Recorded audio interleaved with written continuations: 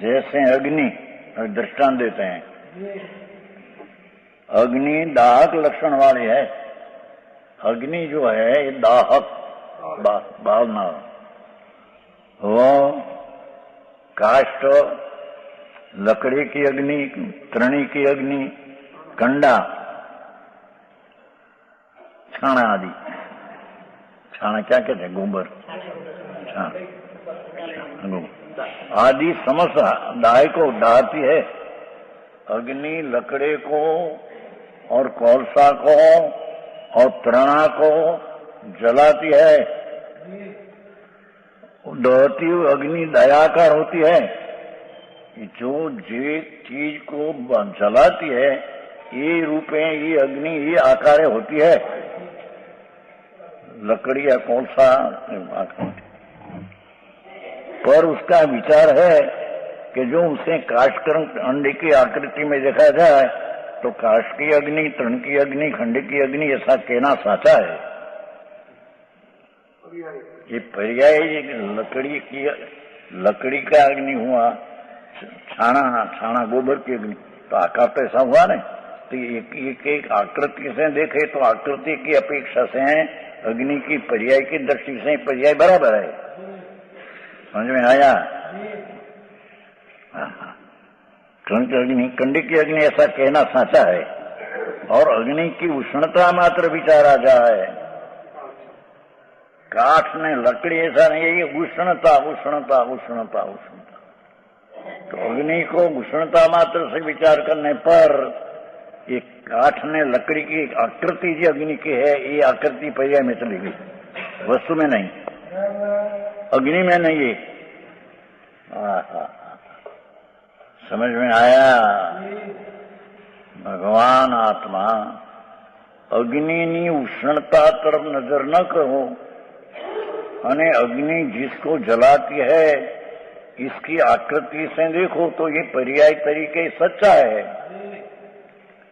प्राण की पर्याय तरफ लक्षण करने से अग्नि का उष्ण स्वभाव से देखो तो ये आकृति सब झूठी है। समझ में आया? उष्णता स्वभाव की दृष्टि से आकृति फाटक लाकड़ा की, छोटा लाकड़ा हो बड़ा हो, ये रूप अग्नि आकार हो जाती है। तो वो पर्याय की अपेक्षा से आकृति की अपेक्षा देखो तो आकृति है, सच्ची है, पर्याय की अपेक्षा से। पर उष्ण स्वभाव की दृष्टि से देखो तो ये आकृति झूठी है। वो बराबर है।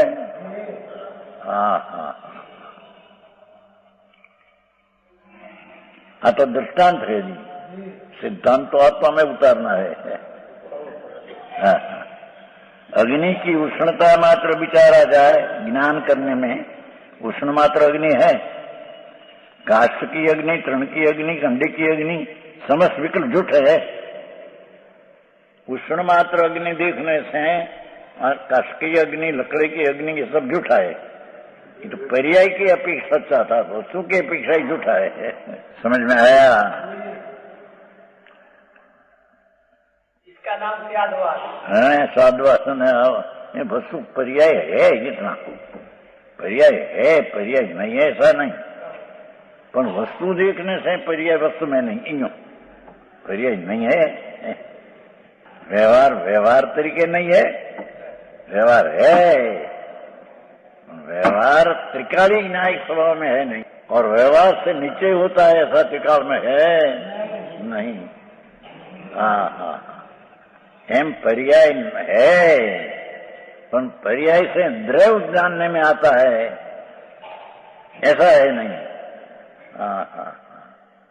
द्रव्य दृष्टि देखने से द्रव्य जानने में आता है। उष्णता मात्र अग्नि से देखो तो अग्नि सच्ची ख्याल में आती है। आकृति से देखो तो पर्याय तरीके सच्चा है। वस्तु उष्णता मात्र देखो तो ये पर्याय मात्र झूठी है।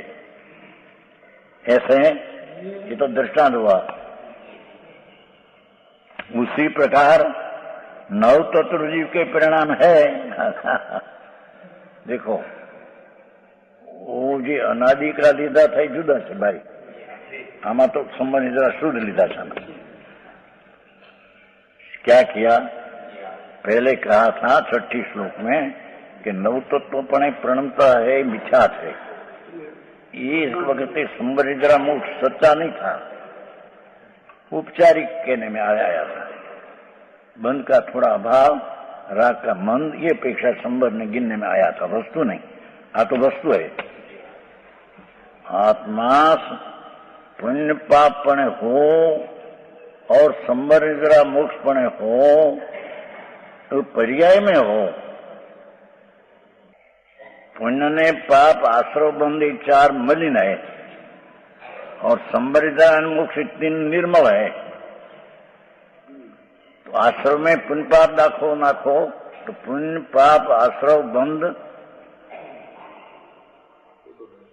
है ना। पुण्य पाप आश्रव में बंद 4 और संबरिद्रा मोक्ष 3।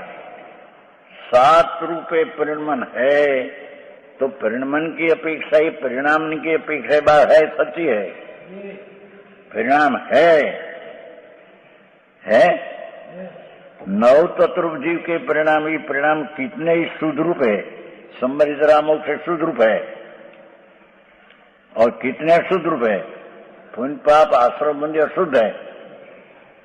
अरे नव तत्व में जीव तो एक उसकी करने की पर्याय, उसमें पुण्य पाप आश्रम बंद जो है तो ये मलिन है, अशुद्ध है और संबरिद्रा मोक्ष शुद्ध है।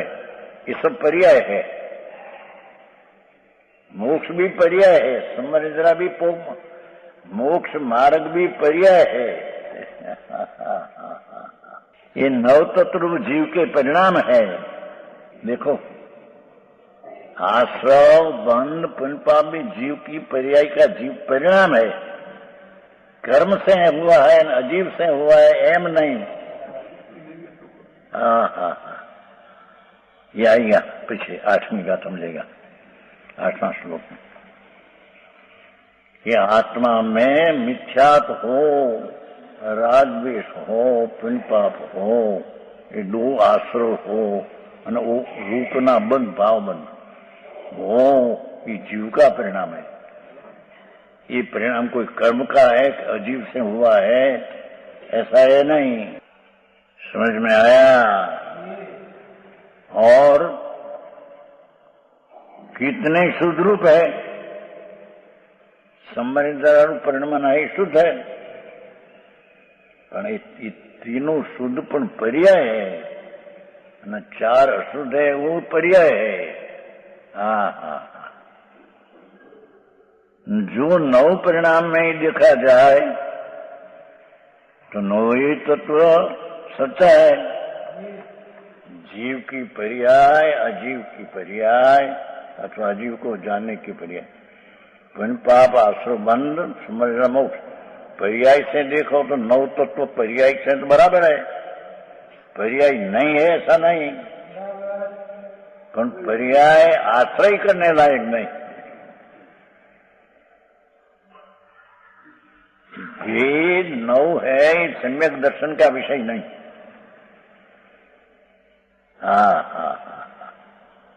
नव रूपे परिणमन करते हैं जीव, पर वो सम्यक दर्शन का विषय नहीं।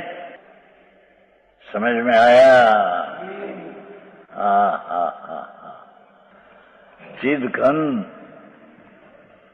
चेतना स्वभाव से भरा पड़ा प्रभु, ये नव तत्व में परिणमन तरीके देखो तो सच है, पर्यायी तरीके है। जो चेतना मात्र अनुभव किया जाए, जैम वो उष्ण मात्र अग्नि का अनुभव करने से काष्ठ की तृण की अग्नि का जूठा है, एम चेतना मात्र भगवान आत्मा जानन देखन स्वभाव टिकाली चेतना मात्र जीव, ऐसे देखा जाओ तो नव तत्व की पर्याय हुई अपेक्षा से झूठी है। समझ में आता है।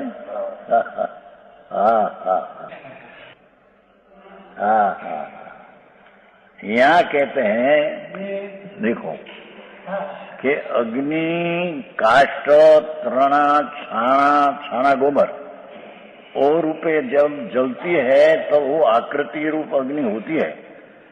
तो ये आकृति से देखो तो पर्याय से देखो तो आकृति बराबर है, पण उसमें आकृति को न देखो और उष्ण मात्र अग्नि को देखो तो ये आकृति झूठी है। उष्ण मात्र चैतन्य अग्नि तो ये आकृति झूठी है। ऐसे नव तत्व रूपे परिणमन करने से पर्याय तरीके देखो तो ये सच्चा है। જેમ ઉષ્ણ માત્ર અગ્નિ એમ ચેતના માત્ર ભગવાન આત્મા। जानन देखन ऐसा भगवान आत्मा है, ऐसे देखो तो नौ तत्व का परिणमन झूठा है। समझ में आया? कुछ समझ में आया कि नहीं? हाँ, चेतना मात्र वस्तु तिखाव, जे उष्णता मात्र अग्नि एम चेतना जानन देखन चेतना ये रूपे आत्मा है न देखो तो नौ तत्व की आकृति का परिणाम झूठा है। त्रिकाल भगवान को देखने से तो समझना मोक्ष भी झूठा है, पर्याय है न। जन्म मरण में उद्धार का रास्ता परमात्मा बताते हैं। भगवान तेरी चीज तो चेतना मात्र वस्तु है न, जेम अग्नि उष्णता मात्र है न। ये लाकड़ा की अग्नि तृण की अग्नि मात्र से देखो तो पर्याय से देखो तो अंश दृष्टि से देखो तो अंश सच है, पर उष्णता मात्र अग्नि से देखो तो ये अंश सच है, उसमें है नहीं। समझ में आया? हाँ।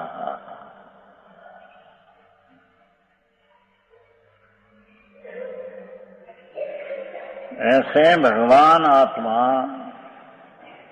जीव की एक समय की पर्याय, अजीव का ज्ञान, पुण्य पाप, दयादान का भाव, पुण्य हिंसा जूठा का पाप, संबर हिंसा ने मोक्ष, शुद्ध शुद्ध ने अशुद्ध पर्याय से देखो तो पर्याय ये पण अस्थि है। व्यवहार नहीं से पर्याय दृष्टि से पर्याय है, पर वो आश्रय करने लायक नहीं है।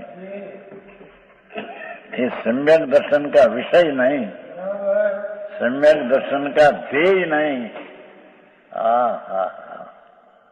समझ में आया? मोक्ष मार्गी को भी पर्याय है तो है, पण आश्रय करने लायक नहीं। क्या कहा? मोक्ष मार्गी को आत्मा का आश्रय से सम्यक दर्शन ज्ञान चारित्र का परिणाम मोक्ष का कारण उत्पन्न हुआ है, पण मोक्ष का मार्ग की पर्याय आश्रय करने लायक नहीं।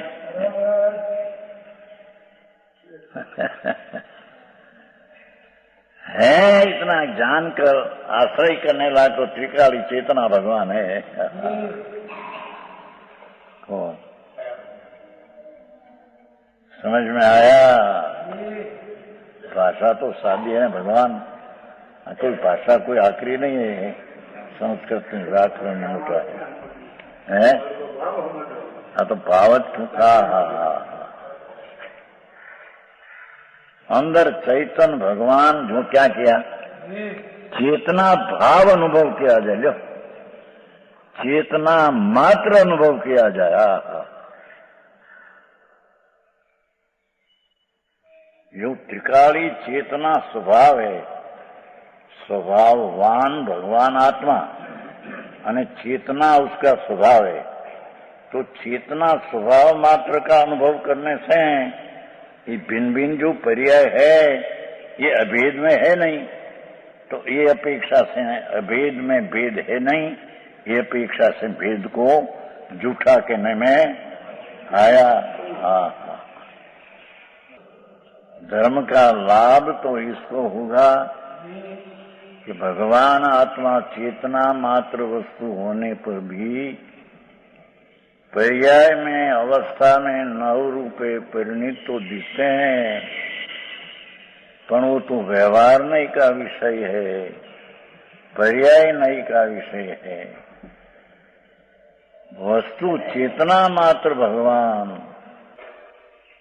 जानन देखन स्वभाव मात्र आत्मा। ऐसे दृष्टि करने से नवरूप का परिणमन को अभेद में तो है नहीं, चेतना मात्र वस्तु में भी ये भेद है नहीं, तो ये अपेक्षा से अभेद दृष्टि में भेद दिखते नहीं, तो भेद को झूठा कहने में आया है। समझ में आया? हाँ, अरे आई बात वो है। तथापि कहानवाणीना अंकाये मूल्यना कदी। तथापि मातवाणीना अंकाये मूल्यना कदी। परम कृपाळु पूज्य सद्गुरु देवनो जय हो। प्रसामूर्ति पूज्य भगवती मातनो जय हो। जिनवाणी मातनो जय हो। परमित्रा दिगंबर जैन धर्मनो जय हो।